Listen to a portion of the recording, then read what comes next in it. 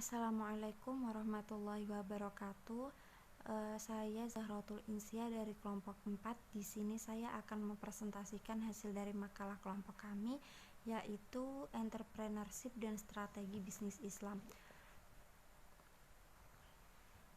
Langsung saja kita menuju pada bagian poin A, ada redaksi dan terjemah ayat dan hadis.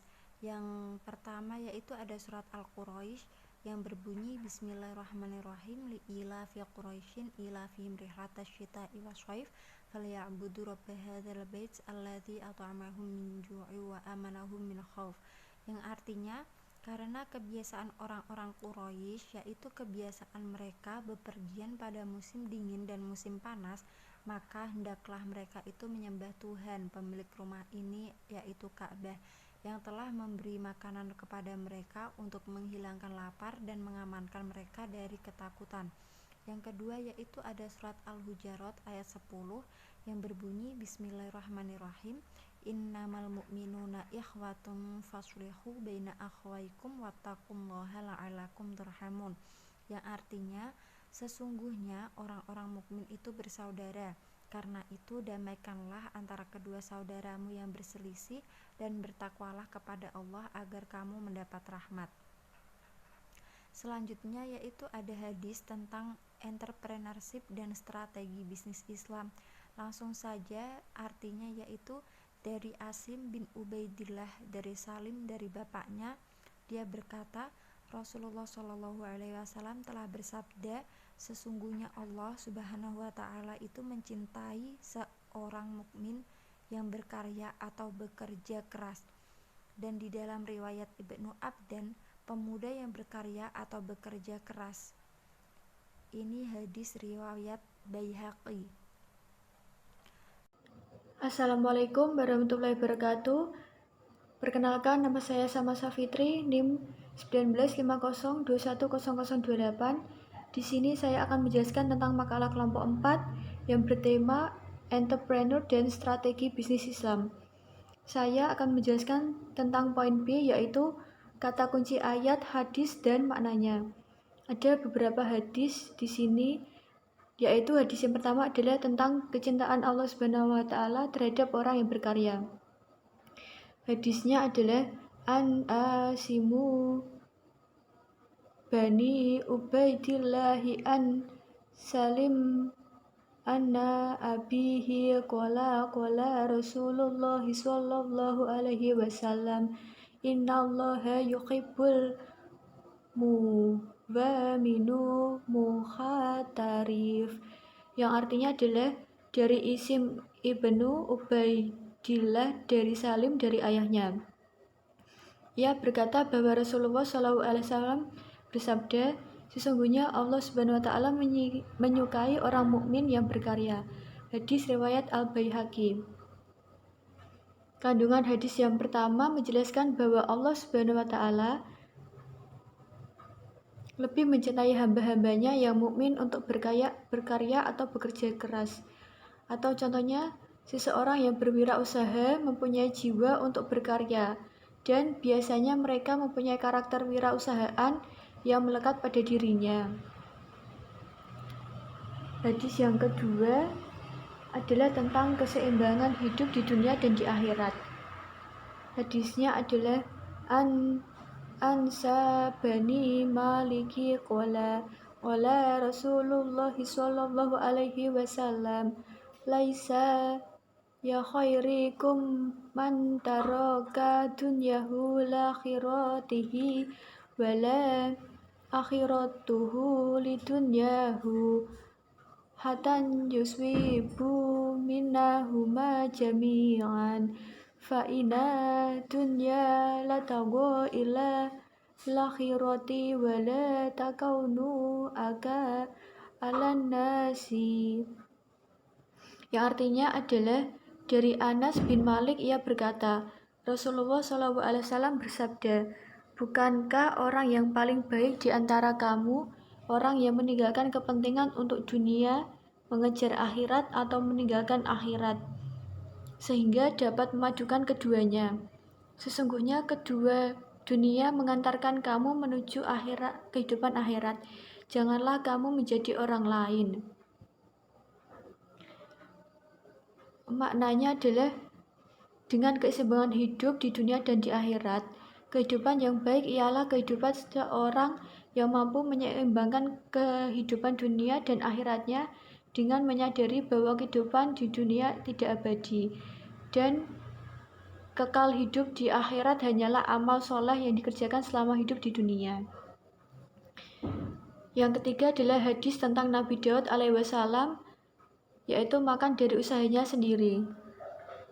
Hadisnya yang berbunyi, An al-Miqdamini Ma'diya Kariba radhiyallahu anhu an alan nabiyyi sallallahu alaihi wasallam qala ma akla ahad ta'aman qutu khairan min an ya la min amal yadihi wa in nabillahi Dawudu alaihi salam makana ya'lu min amali yadi, yang artinya adalah dari Al-Miqdam bin Ma'di Karib radhiyallahu anhu, Nabi SAW bersabda, tidak ada makanan yang lebih baik dari seseorang kecuali makanan yang ia peroleh dari uang hasil keringatnya sendiri. Nabi Daud alaihissalam makan dari hasil keringatnya sendiri.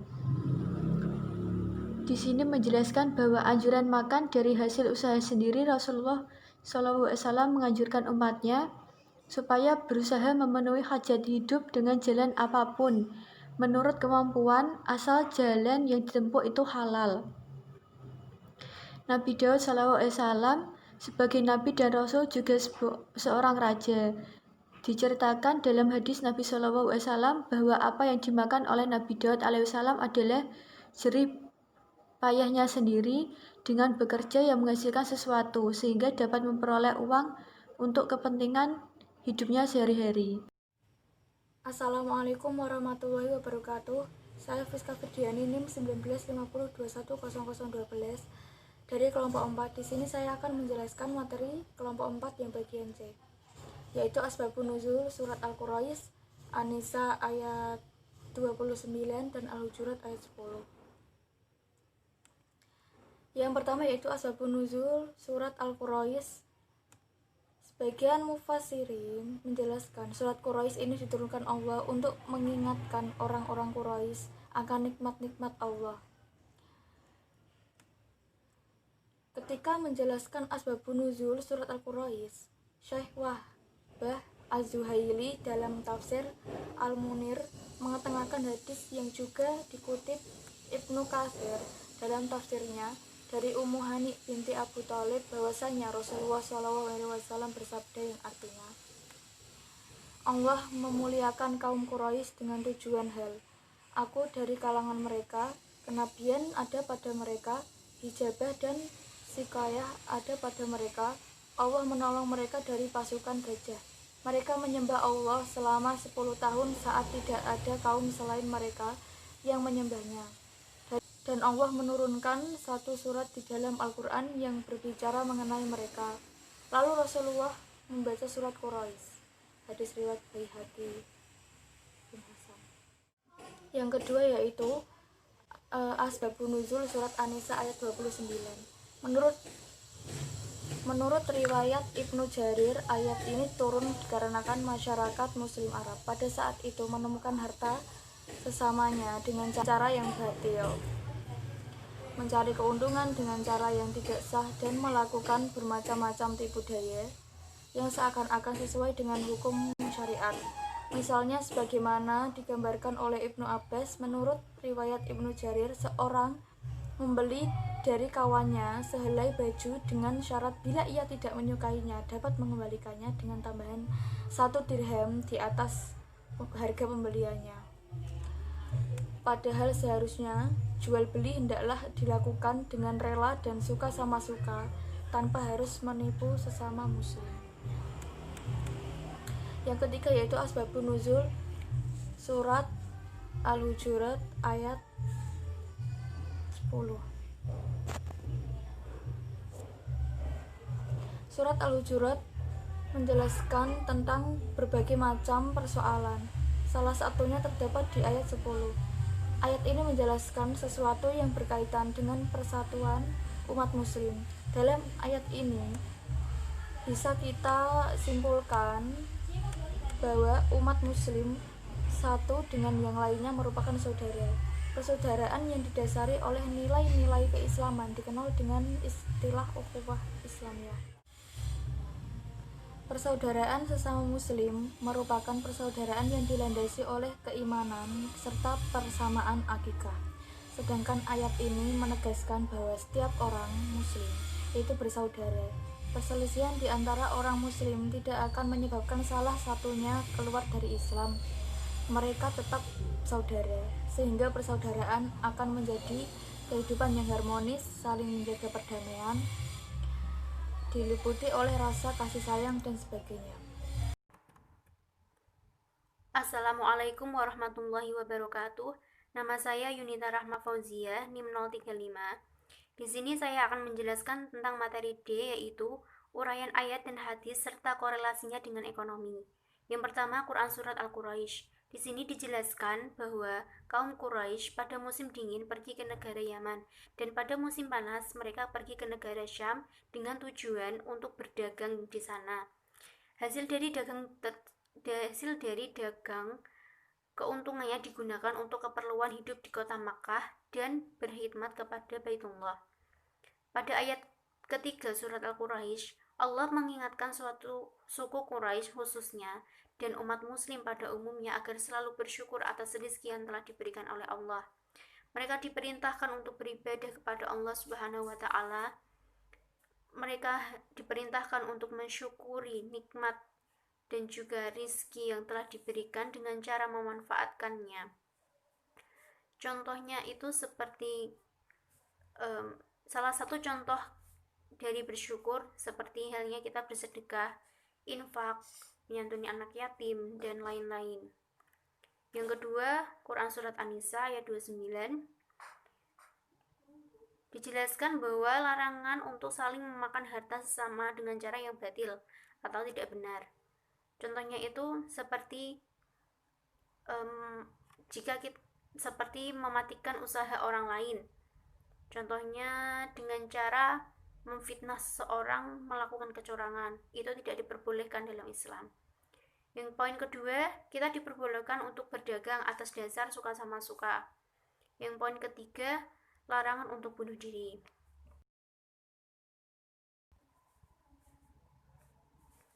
Untuk selanjutnya, Quran Surat Al-Hujurat ayat 10. Di sini dijelaskan bahwa orang mukmin bagaikan saudara sekandung, bahkan ikatannya lebih kuat lagi. Ketika ada orang mukmin yang berselisih atau bertikai, sebagai seorang muslim, kita wajib untuk mendamaikan mereka. Dalam surat ini mengisyaratkan persatuan dan kesatuan akan melahirkan rahmat bagi kaum mukminin, dan juga sebaliknya, pertikaian dan perpecahan akan menjauhkan dari rahmat Allah Subhanahu wa taala. Selanjutnya untuk hadisnya, hadis yang pertama menjelaskan tentang entrepreneurship dan strategi bisnis Islam. Entrepreneurship dan strategi bisnis Islam dianjurkan adanya kreativitas dalam berusaha dan bekerja. Layaknya seorang entrepreneurship yang harus senantiasa berkarya dan juga berinovasi. Seorang entrepreneurship harus mempunyai ide yang kreatif dan inovatif tentunya, agar ia tidak pernah kehabisan lahan bisnisnya atau dia tidak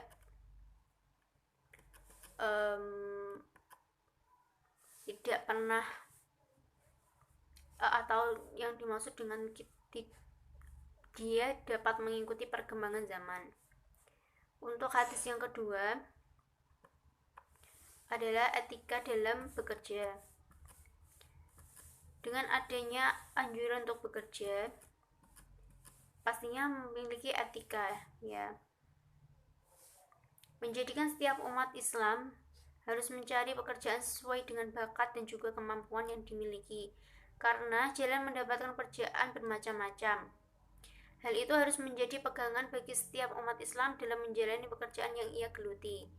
Tentunya jika bekerja tidak dilandasi dengan semangat keimanan dan juga ketakwaan, maka yang akan didapat adalah kebahagiaan yang semu.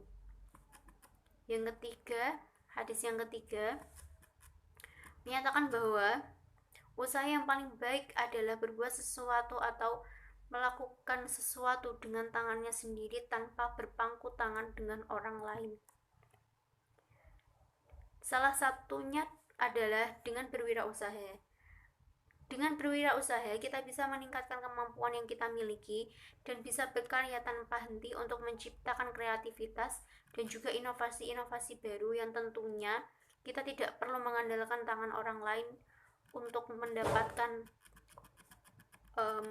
uang atau gaji ya. Dalam Islam, ilmu adalah bagian dari agama. Ini berarti berpegang teguh pada ilmu, sama halnya berpegang teguh dengan agama. Oleh karena itu, kita harus bisa berwirausaha dengan baik agar dapat mendapatkan keberkahan dari apa yang kita usahakan. Yaitu ada kandungan nilai hukum dan hikmah dari ayat dan hadis. Yang pertama tadi ada Quran surat Al-Quraisy ayat 1-4. Itu banyak ahli tafsir mengatakan sesungguhnya jar majrur di awal surat Al-Quraisy itu adalah muta'alliq atau berhubungan dengan surat sebelumnya. Artinya kami telah melaksanakan apa yang kami lakukan terhadap tentara bergajah untuk Quraisy agar mereka mendapatkan keamanan, kebutuhan dan kestabilan perjalanan mereka ke Yaman pada musim dingin dan ke Syam pada musim panas untuk berdagang dan mencari mata pencaharian.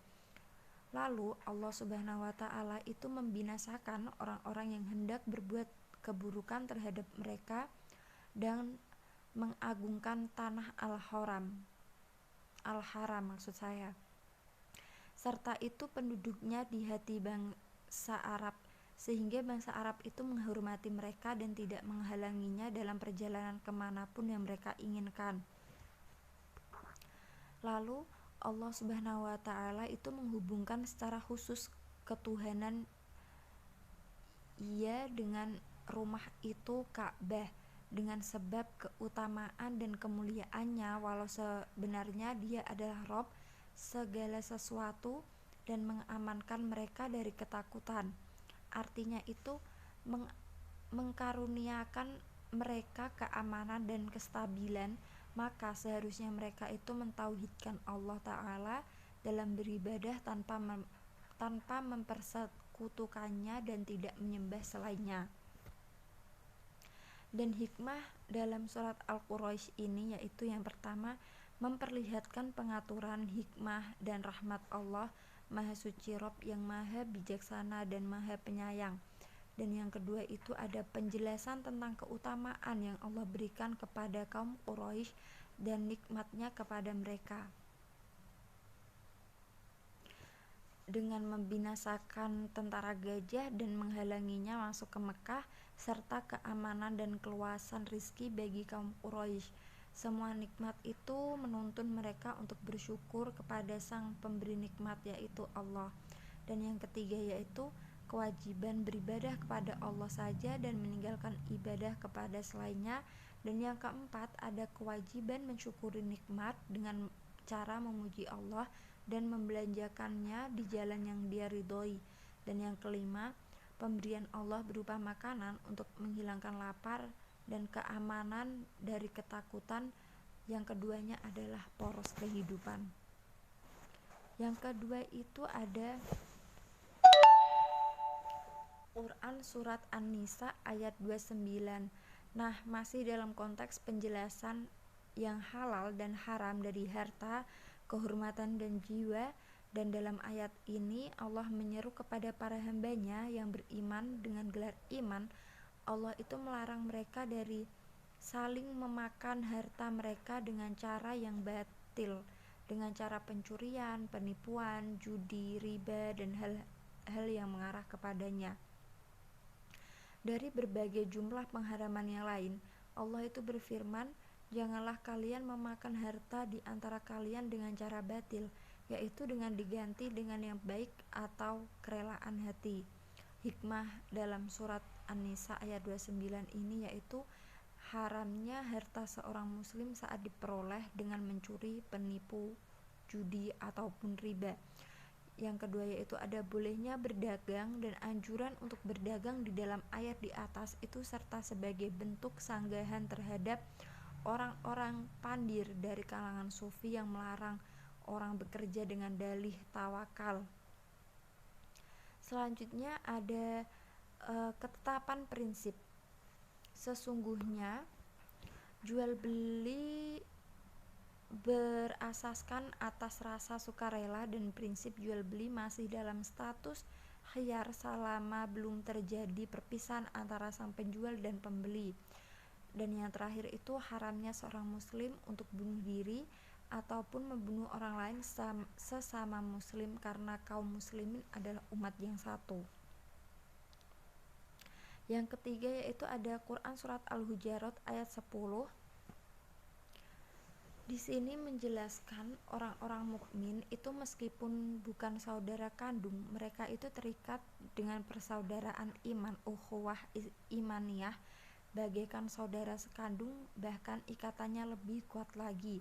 Ketika ada orang-orang mukmin berselisih dan bertikai, kewajiban bagi mukmin lainnya itu untuk mendamaikan mereka, terutama itu pemimpin kaum muslimin. Mereka yang paling wajib mendamaikan. Pertikaian bisa terjadi bahkan di antara dua orang. Meskipun yang bertikai dua orang, wajib bagi mukmin untuk mendamaikan mereka, apalagi jika yang bertikai itu banyak orang. Orang-orang mukmin itu harus menjadikan takwa sebagai landasan dalam seluruh amal dan aktivitasnya, termasuk itu dalam mendamaikan dua orang yang bertikai. Hikmah dalam surat Al-Hujurat ayat 10 ini yaitu yang pertama ada mengetahui manfaat menjaga kerukunan, di antaranya hidup menjadi tenang, selalu menjaga kedamaian dan kerukunan antar sesama, dan tolong-menolong dalam hal kebaikan. Terima kasih untuk presentasinya, kurang lebih mohon maaf.